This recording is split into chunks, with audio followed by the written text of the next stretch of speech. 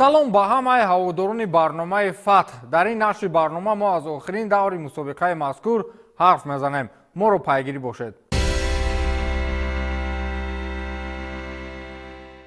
даври охирини мусобиқа бо супоридани ҷоизаҳои чемпионӣ ҳам дар сатҳи бошгоҳӣ ва ҳам дар рақобатҳои инфиродӣ ба поён расид. Ба қавле дар охир ҳақро ба ҳақдор расониданд. қаблан гуфта будем ки бозии марказитарини давр ин рақобати дастаҳои панҷшаҳри балхӣ ва истаравшани шаҳри истаравшан буд ки агарчи барои ҷадвал ва роҳхати лигаи олӣ ин дидор ҳеҷ арзише надошт, вале ба қавле як бозии принсипиалӣ буд ки миёни ду дастаи сахт бояд баргузор мешуд. бозии дигар миёни Барқчӣ ва Ҳулбук ба миён омад ки ин дастаҳо низ дар қатори Панҷшеру Истаравшан тимҳои пурқуввати мусобиқа ба ҳисоб мерафтанд. хулас имсол воқеан лигаи якум мисли бозиҳои лигаи олӣ баргузор гардид ва ман ҳамчун пайгирикунандаи асосии ин мусобиқа дар телевизиони варзиш гуфтаниам ки ташаккур ба мухлисони сарсупурдаи ин дастаҳо ки ба мо дар рафти барнома кӯмак мекарданд, махсусан мухлисони дастаи Истаравшан ки воқеан минбари майдон ҳар бозии хонагӣ моломоли одамон буд. Инчунин дар ин баробар мешавад аз мухлисони дастаи Ҳулбуку Панҷшер ва Шодмони Ҳисору Сароикамари Панҷ таърифу тавсиф намоем. хулас дар охир ҳамин хел шуд ки дастаи Панҷшер бо 56 имтиёз ва бартарии бузург дар фосилаи холҳо чемпиони ин мавсимаи лигаи якум ва дастаи Истаравшан бо 49 имтиёз ишғолкунандаи мавқеи дуюм ҳар ду ба мавсими ояндаи лигаи олӣ рафтанд. мавсими оянда акнун ба сафи дастаҳои лигаи якум аз лигаи олӣ тимҳои Регар Тадас ва дастаи Хатлон пайваст гардиданд ки метавонанд бо дастаҳои Барқчӣ, Моҳир ва Ҳулбук як рақобати хеле шадидро дар давоми мавсим ба роҳ монанд. дар мавсими имсола агар аз дастаҳои аз лигаи дуюми соли гузашта пайваст гардида ҳарф занем, воқеан Шодмони Ҳисору парвози фурудгоҳи байналмилалии Хуҷанд бозиҳои ғайриинтизору ба роҳ монданд ки ба таҷрибаи касб карда соли оянда дақиқ барои дастаҳои чемпионшав дарди сарсоз бошанд. дар ин миён Моҳири Ёвон ва Барқчии Ҳисор фаъолияти бад надоштанд ки дар бозии охирин давр ин чизро исбот сохтанд. дар умум лигаи якум ин мавсим яке аз мавсимҳои такрорнашаванда хоҳад буд ки аз аввали мусобиқа рақобатҳо мисли финал баргузор мешуд. сараввал мехоҳам нисбати бозии ба қавле финалии мусобиқаи лигаи якум ҳарф занем. Панҷшер дар хонаи худ ҳарифи асосӣ дастаи Истаравшанро қабул кард ки дастаҳо як бозии хеле шадидро дар пеши чашмони мухлисони бешумор ба роҳ монданд. футболбозони дастаи Истаравшан ҳарчанд омодагии хеле ҷиддӣ зери раҳбарии собиқ футболбозони дастони кишвар аз қабили Шӯҳрат Шамсиев ва Бахтиёр Холиқов дида буданд, аммо ин даста ин мавсим дар бозиҳои сафарӣ воқеан мушкилиҳои хоса дошт ки ҳатто дар охирин бозӣ ин чиз бартараф нашуд. Панҷшер аз аввал ҳамлаҳои хатарнок ба роҳ мемонд ва қариб буд чандин маротиба дар қисми аввали бозӣ дарвозаи Истаравшанро голборон намоянд. футболбозони Истаравшан низ дар ҷавоб ба ҳамлаҳои ҳарифон фурсатҳои зиёди голӣ таъсис медоданд, аммо ба задани гол муяссар намегардиданд.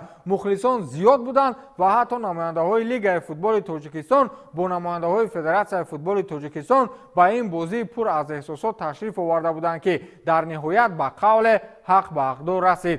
рафти бозӣ ва маросими супоридани ҷоизаҳои чемпионӣ дар сӯҷаи омодакардаи ҳамкоронамон.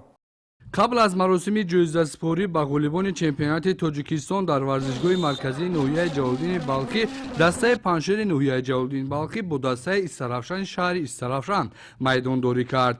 қисми аввали бозӣ оғоз гардид. аз ҳаракатҳои футболбозон аён буд ки ҳарду дастаҳо ба ин бозӣ бо омодагии хуб ҳозир гаштанд. ҳарчанд футболбозони дастаи меҳмонон ҳаракатҳои головарро сомон медоданд, аммо раванди бозӣ нишон дод ки футболбозони дастаи Панҷшери ноҳияи Ҷалолиддини Балхӣ нисбат ба дастаи Истаравшан бартарият доранд ва аз худ маҳорати хуби касбӣ ва чолокӣ нишон дода имкон надоданд ки дастаи ҳариф ба ҳадаф расад. дар дақиқаи 63-уми бозӣ футболбози дастаи Панҷшер таҳти рақами 22 бо задани як голи зебо дастаи Панҷшери ноҳияи Ҷалолиддини Балхӣ ғалабаи худро дар ин сабқа таъмин кард.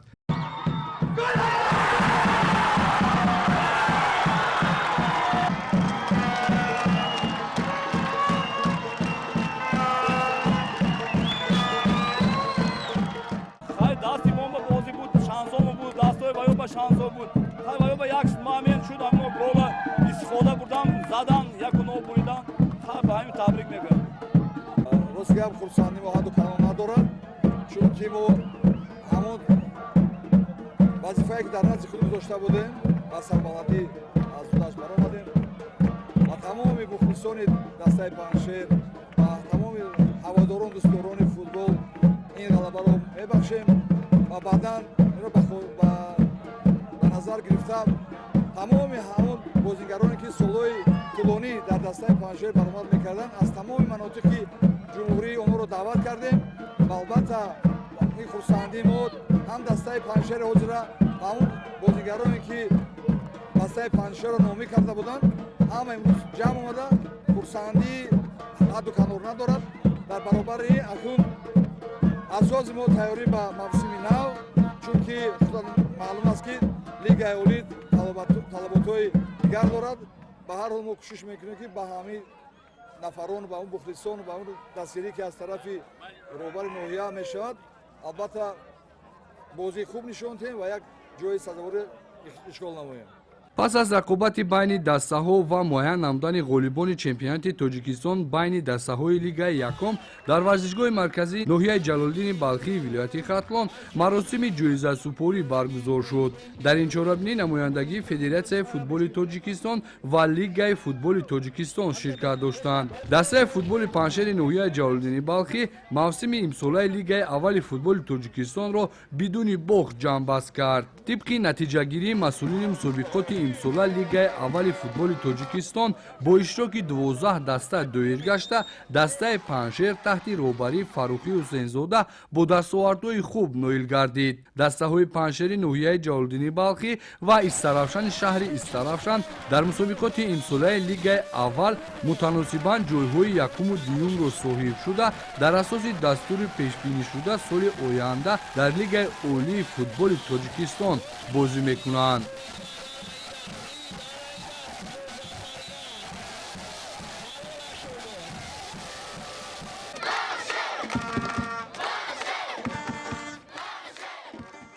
در برابر معین کردن دسته غالی و سپاریدن جایزه چمپیونی به تیم پنجشیر همچنین لیگ فوتبال تاجیکستان با بهترین های موسم امساله جایزه های انفرادی سپارید. سرول نماینده های لیگ با الهام برات و فوتبال باز دسته استراوشن و بایر ایگانبردیف جایزه های بهترین ماه اکتبر را تقدیم نمودند که واقعا در ماه گذشته فعالیت هر دوی آنها نظررس بود. مخصوصا گل های بشمار الهام براتوف که حتی کار تا جای رسید که در یک بازی با زدن 10 گل دست یابد.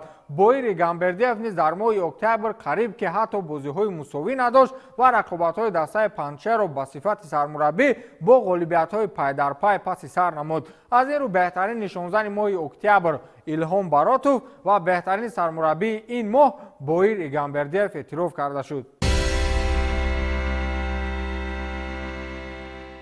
دومین چیزی که در موسم امساله لیگ یکم جذابیت خاصه داشت این به قول استفاده شاهین بایف از ماهر یاون و الهام براتوف از دسته استراوشن بود که برای عنوان بهترین نشانزن موسم امساله لیگ یکم مبارزه می‌بردند. شاهین بایف او بچه جوان است. به فکر من نشانزن بهترین او شاید بهتر است. میدونید برای چی؟ برای لیگ یکم نشانزن بهترین شدن برای من راستیگه اهمیت ندارد. من میخوام که در لیگ اولی با یک بار دیگه بازی کنم و یک بار دیگه نشانزن بهترین شوم. اگر نشانزن بهترین شدن خواستم موسم سال اصلی سال من میخواستم هر یک بازی مثل حرکت میکردم بسیارتر گل زنم. یک دور دیگر باقی ماندن تا آخرین بازی هر دوی فوتبال بازان در روی خط نشانزن‌های چمپیونات با 31 گلی دست یافته بودند که باید در آخرین دور تقدیر عنوان بهترین نشانزن حل خود را میافت. استراوشن با پنجشیر بازی داشت و ماهر یاون با شادمان حصار. کار همین خل شد که الهام براتوف در بازی با پنجشیر با زدن گل مشرف نگردید ولی رقیب او شاهین بایف جوان در بازی با شادمان حصار با زدن 2 گل دست یافت و شماره گل‌هایش را 33 عدد کرد که با همین در آخرین دور بحث کدام بازیگر بهترین است خاتمه خود را پیدا کرد. شاهین بایف نشانزن بهترین موسم امساله مسابقه لیگ یکم اعتراف گردید.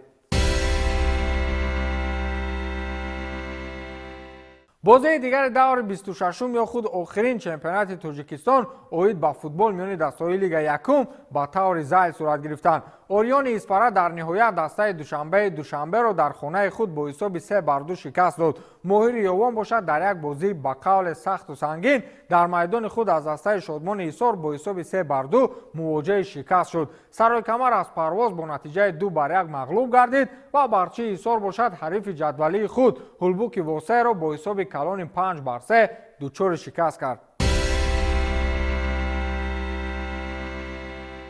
جدول عمومی مسابقه در آخر چنین رقم‌ها دارد: پنچر با 56 امتیاز موقع اول و چمپیون رسمی مسابقه لیگ یکم این موسم. ایسروشن با 49 امتیاز موقع دوم را اشغال نمود. برچی ایسار در نهایت برنده مدال‌های برنجی و صاحب 47 امتیاز در جدول رسمی که از این خانه هلبوک را به پایان بردند. هلبوک 44 امتیاز دارد و در چهارگانه اول جدول موقع گرفته است. ماهر یوم با 36 امتیاز در جای پنجم، پرواز با 33 امتیاز ششم، شادمان ایسار با 32 خال در موقع هفتم، سرحدچی با اشغال 25 خال در جای هشتم، سرای کمر تا این دم همگی 21 امتیاز به دست آورد و در جای نهم قرار گرفت. اوریون اسپارا با شرافت چند غالبیت آخر موقع دهم را حفظ کرد و دوشنبه هم به قول با همان 12 امتیاز در خاطر موقع 11 را مال خود کرده است. گلستان با 0-0-0-0 امتیاز از ادامه مسابقه لیگ یکم به پورگی محروم شد. در نهایت گفتم که رویخط نشانزن‌های چمپیونات اخیراً صاحب خود را در موقع اول پیدا کرد. فوتبالباز دسته ماهر شاهین بویف در آخرین بازی دور با زدن 2 گل دیگر دست یافت و شماره گل‌های خود را به 33 رسانید که این 2 گل زیاد از ایلهام براتوف ایسروشنی میباشد. ایلهام براتوف از ایسروشن با 31 گل موقع دوم را اشغال کرده است و فوتبالباز دسته پرواز محسن رستمزاده باشد در نهایت شماره گل‌های خود را به 17 رسانید و موقع سوم رویخط نشانزن‌های بهترین موسم را مال خود کرد. فوتبالباز دسته پنچر دولتبک سیدامینوف باشد حالا هم 15 گل دارد و موقع چهارم را به کسی نداد. در موقع پنجم باشد فوتبالباز دسته هلبوک ظاهر خولمتوف با 13 گل قرار دارد. این نشر آخرین برنامه فت بود و تا سال آینده، تا موسم آینده مسابقه لیگ یکم با شما خیر خوش میکنیم. خیر.